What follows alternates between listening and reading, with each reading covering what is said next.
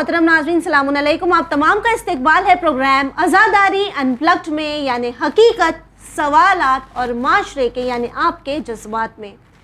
Viewers, हमारा आज का एपिसोड खास करके हमारे उन ब्रदर्स के लिए है जिनका ताल्लुक इस्लाम से नहीं, इंसानियत से है। चूँकि वाक़या करबला एक ऐसा वाक़या नहीं है जो सिर्फ इस्लाम की जीत से जुड़ा हुआ है, बल्कि एक ऐसा वाक़या है जो इंसानियत को ज़िंदा रखता है। इमाम हुसैन अलैहिस्सलाम की शहादत करबला का पैगाम उन अंधेरों में रोशनी लाना है जो हमें ये सिखाता है कि जुल्म के खिलाफ किस तरह आवाज़ उठाना है, बातिल के खिलाफ खड़े हो जाना है, और चाहे आपकी जान ही क्यों ना जाए लेकिन सच्चाई का साथ देना है। और ये सारी वो बातें हैं जो किसी मज़हब से ताल्लुक़ नहीं रखती, बल्कि हर रंग, हर नस्ल, हर दौर के इंसान के लिए एक पैगाम है। तो आइए सबसे पहले आज के प्रोग्राम में इस्तकबाल करते हैं सिस्टर सैयद अस्मी ज़हरा का।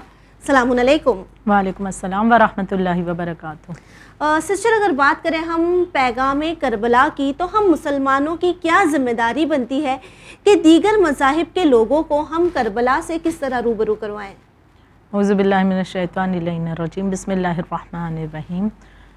बेशक हम अक्सर बेशतर ऐसी चीज़ों का सामना करते हैं समाज में कि जहां हम ज़िंदगी बसर कर रहे हैं, बहुत से ऐसे लोग हैं जो नॉन मुस्लिम्स भी हैं, तो लिहाजा जब वो इसके मुतालिक यानी जब आज़ादारी हम कायम करते हैं या मौला हुसैन का गम मनाते हैं, जब ये चीज़ों को वो देखते हैं बाज़ दफ़ा तो सवाल भी करते हैं कि आप ये मुहर्रम क्यों मनाते हैं, ये जुलूस आपके क्यों निकलते हैं, क्यों जुलूस आप लोग निकालते हैं, या मातम क्यों किया जाता है, आप लोग इस कदर रोते क्यों हैं। अगर हम बताते हैं कि हम इमाम हुसैन अलैहिस्सलाम पर रो रहे हैं तो एक सवाल ये भी उठता है कि आखिर ये हुसैन कौन थे और उनका क्या पैगाम था, आप लोग आखिर बताना क्या चाहते हैं। दरअसल पूछने का मकसद यह है कि आप लोग इन तमाम चीज़ों को करने के बाद आखिर क्या ज़माने तक पहुंचाना चाहते हैं, क्या बताना चाहते हैं।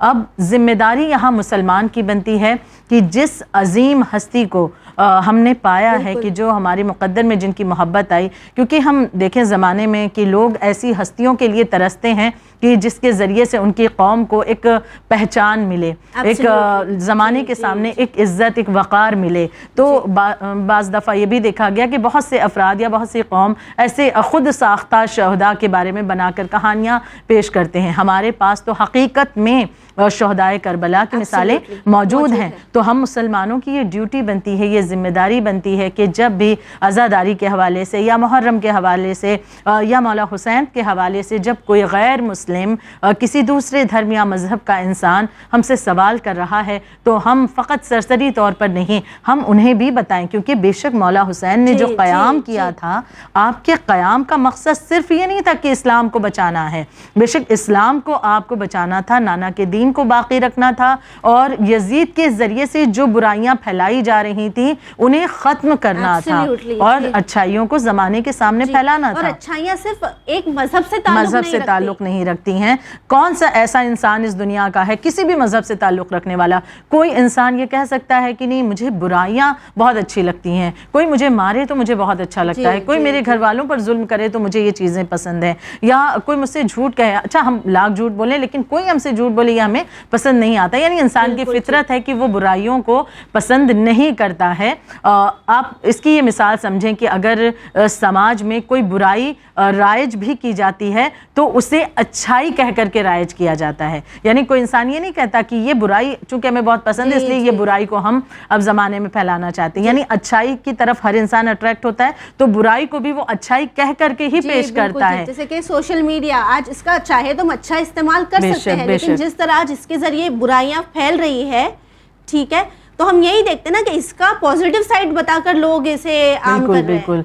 तो यकीनन तो इस तरह से यानी अच्छाइयों की तरफ हर इंसान मायल होता है, चाहे वो मुसलमान हो या किसी दूसरे मज़हब का हो। और मौला हुसैन का क़याम अच्छाई को बाकी रखने के लिए था, बुराइयों को ख़त्म करने के लिए था, क्योंकि यजीद एक ऐसा जालिम और जाबिर इंसान था कि जो जुल्म और ज़्यादती रियाया पर करता था, जो दूसरों के हुकूक़ को छीन रहा है, जो शराब पीता है, जो हर तरह के बुरे कामों में मुलविस है, जो दूसरे के घर की नामूस की इज़्ज़त का भी ख्याल नहीं रखता, दूसरे के घर की औरतों की इज़्ज़त का ख्याल جسے نہیں رہتا، یعنی ہر طرح کی برائیاں. ہم تصور کریں کہ اگر مولا حسین علیہ السلام کا قیام نہ ہوتا اور مولا حسین یہ قربانیاں نہ دیتے اور اچھائیوں کی بقا کے لیے کوششیں نہ کرتے تو آج اس سماج میں جتنی برائیاں ہیں وہ کسی نہ کسی دین کا حصہ بن کر کے اس زمانے کے سامنے ہوتی اور انسان اسے ماننے پر مجبور ہوتا. وہ سوچتا یہ تو ہمارا جی بالکل یہ صحیح چیزیں ہیں اور اس پر ہمیں عقیدہ رکھنا چاہیے. لیکن مولا حسین نے اس فرق کو زمانے کے سامنے واضح کیا. تو آج ہماری ذمہ داری بنتی ہے کہ ہم زمانے کو بتائیں کہ امام حسین علیہ السلام وہ انسانیت کی بقا کے لیے اس قدر انہوں نے قربانیاں دیں. وہ مانوتا کے پرتیک تھے، وہ سمبول آف ہیومینٹی تھے. یعنی کہ اگر اس دنیا میں آج انسانیت باقی ہے تو ہم دیکھیں مولا حسین کے ذریعے سے آج بہت سے ویسٹرن تھنکرز ہیں کہ جو اس بات کو جو ہے سہمت ہیں اور مانتے ہیں اور یہ باتیں انہوں نے کہی ہیں کہ جو کچھ بھی مولا حسین علیہ السلام نے انقلاب برپا کیا اس کی وجہ سے اس دنیا میں اچھائیاں باقی ہیں. تو اب اگر کوئی غیر مذہب کا ہے تو ہم یہ بتائیں کہ مولا حسین کا پیغام کیا تھا، مولا حسین نے اس پیغام کے لیے کس قدر قربانیاں دی ہیں. اور آج بھی الحمدللہ اہل بیت کے چاہنے والے اور بالخصوص وہ مسلمان کے جو مولا حسین سے واقعاً محبت رکھتے ہیں وہ مولا حسین کی یادگار کو اس طرح سے زمانے میں قائم کرتے ہیں کہ وہ کسی غیر کے آنے کا راستہ ہموار کرتے ہیں، راستے بلاک نہیں کرتے. یعنی محبت کے ساتھ ایک ایسے انداز میں عزاداری قائم کرتے ہیں، اس طرح سے مولا حسین کی یاد کو قائم کیا جاتا ہے. یہ کس کی جانب سے؟ جو واقعاً مولا حسین سے محبت کرتے ہیں، تاکہ اگر کوئی غیر بھی آنا چاہے تو اس کا راستہ نہ بند ہو بلکہ اس کے لیے ویلکم ہو. کیونکہ مولا حسین کی جو ٹیچنگز ہیں، مولا حسین جو کچھ بتانا چاہتے ہیں، یہ واقعاً یہ مقصد ہمیں زمانے تک پہنچانا ہے، اچھائیوں کو زمانے تک پہنچانا ہے.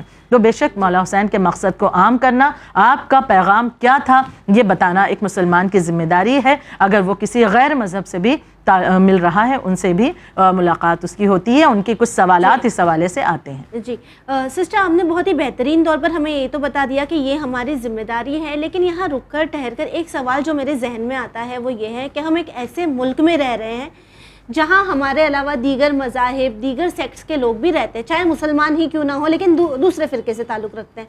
ہم اکثر دیکھتے ہیں کہ محرم کے ان 10 دنوں میں ہم جہاں امام حسین علیہ السلام کی عزاداری کر رہے ہیں، فرش عزا بچھا رہے ہیں، گریہ کر رہے ہیں، ہم میں سے کتنے ایسے ہوتے ہیں جو اتنا بڑا سپیکر لگانے سے پہلے یہ سوچتے ہیں فلاں میرے بازو میں جو رہ رہا ہے وہ تو شیعہ نہیں ہے یا امام حسین علیہ السلام کا غم نہیں منا رہا ہے، دوسرے مذہب سے تعلق رکھتا ہے، رات کا 1 بج جاتا ہے، 2 بج جاتا ہے، ہمارا سپیکر میں نوحہ چل رہا ہے.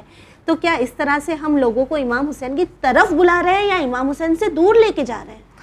بالکل آپ کے سوال میں ہی جواب موجود ہے کہ اگر ہم اس انداز سے کہ جس کی وجہ سے کسی کو اذیت اور تکلیف پہنچ رہی ہے عزاداری کو اس طرح سے ہم قائم کر رہے ہیں تو واقعاً یہ جب کسی کے دل آزاری کا سبب بنے گا تو وہ انسان کیسے بات سننے پر آمادہ ہوگا کہ مولا حسین کا مشن کیا تھا، پیغام کیا تھا، آپ کا مقصد کیا تھا. بلکہ ہم تو اسے مولا حسین کی اس پیغام سے دور کر رہے ہوتے ہیں کیونکہ ہم نے اسے تکلیف دی. بھائی ہم پڑوس میں ہمارے ہو سکتا ہے کوئی بیمار آزار بھی ہو کہ جس سے تیز آواز سے تکلیف بھی ہو، ٹھیک ہے دن کا ٹائم ہے لیکن وہ بھی سوچ سمجھ کر انسان اس انداز سے مجلسیں آرگنائز کرے کہ بھائی ہمیں پڑوسیوں کو تکلیف ہمارے نہ پہنچے. یعنی حقوق کی بات آتی ہے تو حقوق تو وہ بھی رکھتے ہیں، یقیناً پڑوسیوں کا بھی حق ہے. اور سب سے بڑی بات کہ دین جبر سے پھیلانے کا نام نہیں ہے. بالکل اس دین میں جبر کا کہیں پر کوئی یعنی زبردستی یا جبرن کسی پر آپ کچھ اس دین کو تھوپنا چاہیں اس کی اجازت دین اسلام دیتا ہی نہیں ہے. تو ہم یہ سوچیں کہ ہم بہت تیز آواز میں اگر یہ چیزیں لوگوں تک پہنچائیں گے، جب لوگ سنیں گے تب ایک ان کے اندر تبدیلی آئے گی. اور جب ہم ان کی مذمت کریں گے اس طریقے سے روایتیں بیان کچھ اس طرح سے کر کے تو انہیں احساس ہوگا کہ وہ کتنے غلط ہے. الٹا اثر ہو سکتا ہے کہ وہ انسان اور دور ہو سکتا ہے. بلکہ کتنا خوبصورت ہو جائے کہ اپنے گھر کی مجلسوں میں انہیں بلایا جائے بغیر یہ سوچے وہ آنا چاہتے ہیں یا نہیں آنا چاہتے ہیں، دعوت تو دیں. کوئی دوسرے فرقے کا ہے، مسلمان ہے لیکن دوسرے فرقے کا ہے لیکن اسے دعوت دیں کہ ہمارے گھر کی مجلسوں میں آپ شریک ہوں. بھائی مولا حسین آپ کے بھی ہیں، ہمارے اکیلے شیعوں کے تو نہیں ہیں. مولا حسین تو سب مسلمانوں کے، سب انسانوں کے ہیں. تو لہٰذا آپ کے لیے بھی یہاں پر ویلکم ہے، آپ شرکت کریں. اور یہ دیکھیں کہ واقعاً اگر مجلسوں میں دیکھا گیا ہے کہ بہت سے غیر شیعہ افراد جو آتے ہیں تو وہ بعض دفعہ اگر واقعاً بہترین طریقے سے روایات اور احادیث کو بیان کر دیا جاتا ہے، مولا حسین کا مقصد صحیح طریقے سے پہنچایا جاتا ہے کتنی ایسی مثالیں موجود ہیں کہ لوگوں کے دل پلٹے ہیں. خود میں اپنی بھی اگر یاد دہانی میں یہ چیزیں لاؤں تو واقعاً بہت سے ایسے لوگوں سے سامنا میرا بھی ہوا ہے کہ جن لوگوں نے واقعاً یہ کہا ہے کہ مجلس امام حسین میں آنے کے سبب سے ہمیں حقیقت پتہ چلی اور ہم جو ہے واقعاً حقیقت کی طرف آئیں, مولا حسین کی طرف آئیں. تو واقعاً ہمیں یہ چاہیے کہ چاہے کوئی غیر شیعہ ہو یا غیر مسلم ہو تو ہم اس کے بارے میں یہ خیال رکھیں ہماری مجلسوں سے اس کی دل آزاری کا سبب نہ بنے. یعنی ہمارا اتنا تیز لاؤڈ سپیکر لگانا اس طرح سے کسی کو اذیت, ٹھیک ہے ہم اپنے گھر میں کر رہے ہیں, آواز گھر کے اندر محدود ہے, کوئی مسئلہ نہیں ہے. مولا حسین پہ جتنی عزاداری جتنا گریہ کیا جائے بہت کم ہے. ہم حق ادا نہیں کر سکتے, ہم گنہگار انسان. جن کی عزاداری ملائکہ انجام دیتے ہیں, جن کی عزاداری کے لیے اللہ نے وہ اہتمام فرشتوں کے ذریعے کروایا ہے, ہم جیسے حقیر کیسے اس کے متعلق کچھ غلط کہہ سکتے ہیں نعوذ باللہ. لیکن مولا حسین کی عزاداری خود اپنے آپ میں مطالبہ کرتی ہے کہ جب مولا کا مقصد پہنچایا جائے تو بہترین طریقے سے. ہم کربلا کی مثال دیکھیں, مولا حسین علیہ السلام 2 محرم کو کربلا آتے ہیں اور اس کے بعد سے 9 محرم تک کے مولا حسین کربلا معلیٰ میں موجود ہیں. 10 محرم کو شہادتیں ہوتی ہیں, لیکن 3 محرم سے عمر 7 سے جب بھی امام کی گفتگو ہوئی, امام کا لہجہ سخت نہیں ہوتا ہے یا امام کی طرف سے کوئی ایسا طریقہ نہیں اپنایا گیا کہ جس کے ذریعے دشمن ہیں لیکن ان کی دل آزاری ہو. امام ایک بہترین طریقے سے اسے جو ہے ایمان کی طرف لانا چاہتے ہیں, اسے حق کی دعوت دینا چاہتے ہیں. یعنی یہ مثالیں ہم کربلا میں دیکھیں. جناب حر کی مثال لے لیں کہ جس حر نے راستہ روکا جب وہ صبح عاشور صبح عاشور جب وہ پلٹ کر امام حسین علیہ السلام کی خدمت میں آتے ہیں, مولا حسین انہیں چھڑکتے نہیں ہیں بلکہ ایسا رویہ رکھتے ہیں کہ وہ امام کی طرف چلے آتے ہیں. تو آج ہماری عزاداری میں بھی ہمارا طرز عمل ایسا ہونا چاہیے کہ ہم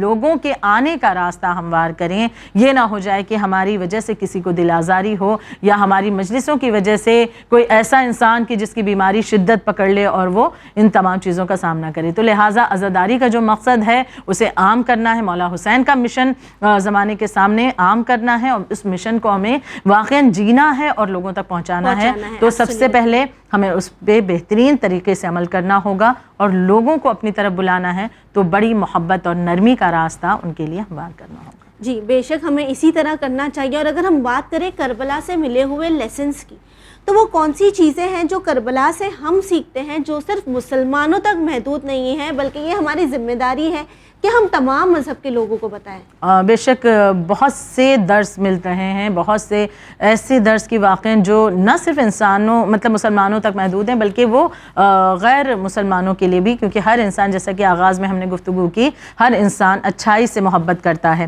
مولا حسین علیہ السلام جیسے کربلا میں آپ کی اس قربانی کے ذریعے سے ہمیں کیا درس مل رہا ہے؟ ایک درس یہ ہے کہ مولا حسین نے لوگوں کو غیرت کا سبق سکھایا ہے. یعنی غیرت کس طرح سے کہ مولا حسین علیہ السلام وہاں پر ایک واضح مثال کہ 2 محرم سرزمین کربلا پر امام کا وارد ہونا, اور وہ سرزمین کربلا کی امام وقت ہیں. آپ جانتے ہیں علم غیب رکھتے ہیں کہ یہاں شہادت واقع ہونی ہے, یہاں پر ہماری قبریں بنیں گی. امام حسین علیہ السلام کی غیرت کا تقاضا کہ یہاں پر امام نے اس زمین کو خریدا ہے اور خریدنے کے بعد میں پھر ہبا کر دیا وہاں کے بنی اسد کے لوگوں کو کہ آگے چل کر پھر کوئی یہ نہ کہہ سکے کہ غیر کی زمین پر امام کا روضہ تعمیر ہوا یا امام کی قبر وہاں پر بنی ہے. ایک غیرت کی یہ مثال ہمیں نظر آتی. دوسری کہ امام حسین علیہ السلام نے یزید کے غلط منصوبوں کے آگے اپنے گھٹنے نہیں ٹیکے بلکہ جان کا دے دینا گوارا کیا, گھر کے بچوں کی قربانی گوارا کی ہے. وہ علی اکبر جیسا جوان جسے شبیہ پیغمبر کہا جاتا تھا, وہ 18 برس کا بیٹا اسے قربان کر دیا. 6 ماہ میرے بیٹے کی قربانی کیوں دوں 6 مہینے کا ششماہا علی اصغر اسے بھی دین کی راہ میں مولا حسین نے قربان کر دیا. وجہ کیا تھی کہ ظالم کے سامنے اس کے ظلم اور غلط منصوبوں کے آگے ڈٹ کر امام کا سامنا ہو رہا ہے اور امام اس کے سامنے گھٹنے نہیں ٹیک رہے. ایک درس جا رہا ہے پوری زمانے کے لیے کہ اگر ہمارے سامنے کوئی ایسا انسان ہے جو غلط روش اختیار کر رہا ہے اور وہ چاہتا ہے کہ ہم اس کی غلط باتوں کو مانیں, امام حسین علیہ السلام کے ذریعے سے پیغام جاتا ہے کہ ہمیں گناہ کے آگے, برائیوں کے آگے گھٹنے ٹیکنے نہیں ہیں بلکہ ان کا سامنا کرنا ہے. روزمرہ کی زندگی میں ایسے کئی ایگزامپلز ہوتے ہیں. بالکل. پھر مولا حسین علیہ السلام آپ درس دے رہے ہیں کہ ظالموں کی بیعت کرنے یا اس کی مدد کرنے سے بہتر ہے ہمارا خون کا بہہ جانا. یعنی کہ ذلت کی زندگی سے عزت کی موت بہتر ہے.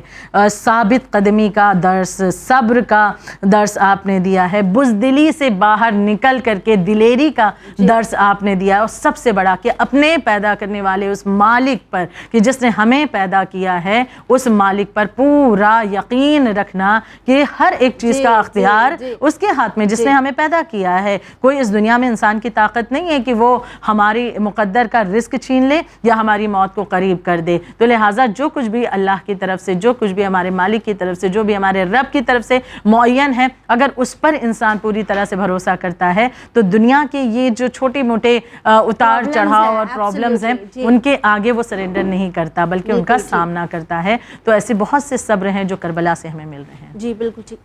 سسٹر ساتھ ہی یہ بھی جاننا چاہیں گے کہ جس طرح امام حسین علیہ السلام کا جو پیغام ہے وہ یونیورسل ہے، صرف ایک مذہب سے تعلق نہیں رکھتا، وہی اسلام پہ یہ الزام لگایا جاتا ہے کہ اسلام کے جو بھی بڑے بڑے کارنامے ہیں یا اچیومنٹس ہم کہیں، اس میں عورتوں کا کوئی کنٹریبیوشن نہیں ہوتا. کربلا کس طرح ہمیں اس بات کا جواب دیتی ہے؟ کربلا میں ہمیں برابری، مساوات، اس کے ایسے اگزامپلس دکھائی دے رہے ہیں کہ جو واقعاً عقلوں کو انسان کی حیران کر دیں. ہم یہ بارہا سنتے ہیں کہ بہت ہی کم تعداد میں لوگ مولا حسین کے ساتھ میں تھے، 72 کی تعداد بتائی جاتی ہے، درست ہے، اور سامنے جو یزیدی لشکر ہے تقریباً 30,000 کا لشکر ہے. تو اب ہم یہ دیکھ رہے ہیں کہ ان 72 کے ذریعے سے مولا حسین علیہ السلام ایسے پیغام دے رہے ہیں برابری کا، مساوات کا، کہ واقعاً رہتی دنیا تک انسان سوچنے کے لیے آمادہ ہو جائے. یہ فقط واقعاً الزام ہی ہے کہ دین اسلام کے بڑے بڑے کارنامے ہوں اور اچیومنٹس اس میں عورت شریک نہیں ہے، نہیں، بلکہ یہ کم علمی کی بنا پر یہ سوال اٹھتے ہیں جنہوں نے جاننے کی کوشش نہیں کی. اگر جانیں تو واقعاً خواتین کا بہت امپورٹنٹ رول رہا ہے، چاہے جناب آدم سے سفر شروع ہو اس وقت سے لے کر کے ہر ایک نبی کے دور میں ہم دیکھیں خواتین کا ایک امپورٹنٹ رول رہا ہے، یہاں تک کہ کربلا مولا حسین کا مشن جو مولا حسین کے قربانی کے ذریعے سے زمانے تک پہنچا تھا، وہ مشن رک جاتا اگر خواتین کربلا نہ ہوتی. تو خدا نے واضح کر دیا. بلکہ میں اسے تھوڑا اور وضاحت کے ساتھ پیش کروں کہ کربلا معلیٰ میں ہمیں ایک بڑی ہی عجیب سی بات مولا حسین کے لشکر میں نظر آتی ہے جو انسانیت کا، برابری کا درس ہمیں زمانے میں دے رہی ہے. اور واقعاً مولا حسین کا پیغام یونیورسل ہے. مولا حسین لوگوں کو کسی جینڈر کی بنا پر محبت نہیں کر رہے ہیں، یا مولا حسین کسی طبقے خاص، کسی طبقے سے تعلق ہے اس بنا پر محبت نہیں کر رہے ہیں. کوئی بڑا جوان ہے اور اس کے بازوؤں میں بڑی طاقت ہے اس بنا پر محبت نہیں کر رہے ہیں، بلکہ یہاں پر محبت کا معیار ہی کچھ اور ہے. بلکہ مولا حسین کے اس چھوٹے سے مختصر سے لشکر میں اگر ہم دیکھیں تو مولا نے ایسے کئی لوگوں کو شریک کیا ہے جو الگ الگ چیزیں جن کے ذریعے سے سامنے آتی ہیں. مثال کے طور پر مولا حسین علیہ السلام کے اس لشکر میں جہاں مرد موجود ہیں وہیں پر ہم دیکھیں عورتیں بھی موجود ہیں. مولا حسین کے اس قافلہ عشق میں اگر ہم دیکھیں کہ جوان موجود ہیں تو وہاں بچے بھی موجود نظر آتے ہیں. ہم یہاں پر دیکھیں کہ نہ صرف یہ کہ عرب سے تعلق رکھنے والے لوگ موجود ہیں بلکہ غیر عرب بھی وہاں پر موجود ہیں. اس وقت بھی گورے اور کالے کا جو فرق پایا جا رہا تھا کہ کوئی حبش سے جس کا تعلق ہے تو اسے حقیر جانا جا رہا تھا اور عرب اپنے آپ پر فخر محسوس کرتے تھے. مولا نے اس سارے فرق کو ختم کر دیا اور وہاں پر کربلا معلیٰ میں مولا حسین کی اس مختصر سی جو آرمی ہے اس میں ہم دیکھتے ہیں کہ کوئی گورا بھی موجود ہے، کوئی کالا بھی موجود ہے، عرب کا بھی ہے، غیر عرب بھی ہے، خواتین بھی وہاں حوصلہ دیتی ہوئی نظر آتی ہیں، بچوں کی بھی شہادتیں ہو رہی ہیں، جوان بھی موجود ہیں، وہاں پر ضعیف افراد بھی موجود ہیں، الگ الگ طبقے سے تعلق رکھنے والے. کچھ تو ایسے ہیں جو مسلمان نہیں تھے اور مولا کی خدمت میں آتے ہیں اور ایمان لے آتے ہیں. یعنی اس طرح کے افراد وہاں پر موجود ہیں جنہوں نے مل کر کے مولا حسین علیہ السلام کے ساتھ یہ عظیم کارنامہ انجام دیا. اور یہ کہنا غلط نہیں ہوگا کہ آقا حسین نے جیسے دانوں میں سے، خراب دانوں میں سے چن چن کر بہترین دانوں کو چن لیا اس عظیم مارکے کی کامیابی کے لیے. تو یہ درس ہمیں کربلا سے ملتا ہوا نظر آتا ہے. ویورز اگر ہم نظر ڈالیں کربلا پر تو یہ بات بہت ہی واضح ہو جاتی ہے, بہت صاف ہو جاتی ہے کہ عورتوں کا اسلام میں جو مقام ہے وہ کس قدر بلند ہے. ہم دیکھتے ہیں کہ کسی بھی مقام پر امام سجاد علیہ السلام نے آپ سے, بی بی زینب سلام اللہ علیہا سے یہ نہیں کہا کہ آپ بی بی ہیں, آپ خطبہ نہ دیں یا آپ ان سے بات نہ کریں یا آپ کی اہمیت نہیں ہے, میں امام ہوں صرف میں ہی گفتگو کروں گا. یہ بیبیاں ہی تھی کربلا کی جن کے ذریعے کربلا ہم تک پہنچی اور ظلم پر جو نقاب تھا وہ اتارا گیا. کربلا ہمیں بتاتی ہے کہ کس طرح معاشرے سے اس مرد اور عورت کے فرق کو ختم کرنا ہے اور ساتھ میں مل کر برائی کے خلاف کھڑے ہونا ہے. اسی امید کے ساتھ ہمیں دیجیے اجازت, پر بنے رہیے چینل ون کے ساتھ پیغام انسانیت. شکریہ.